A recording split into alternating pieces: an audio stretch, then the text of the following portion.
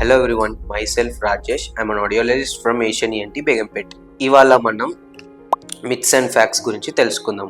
First వచ్చేసి hearing ageing.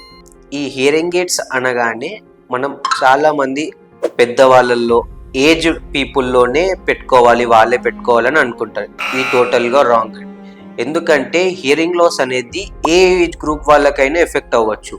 ఎందుకంటే genetics వల్ల కావచ్చు, లేదా లాంగ్ టర్మ్ ఇయర్ ఇన్ఫెక్షన్ వల్ల కావచ్చు, ఇంకా లౌడ్ సౌండ్స్కి ఎక్స్పోజ్ అవ్వడం, ఎక్కువ టైం పెద్ద పెద్ద సౌండ్స్ దగ్గర వర్క్ చేసే వాళ్ళు కావచ్చు, ఎక్కువ సౌండ్స్ హెడ్ ఫోన్స్ పెట్టుకోవడం వల్ల, ఇలాంటి ఎన్విరాన్మెంట్లలో వర్క్ చేసే వాళ్ళల్లో కూడా ఈ హియరింగ్ లాస్ అనేది ఎఫెక్ట్ అవుతుంది.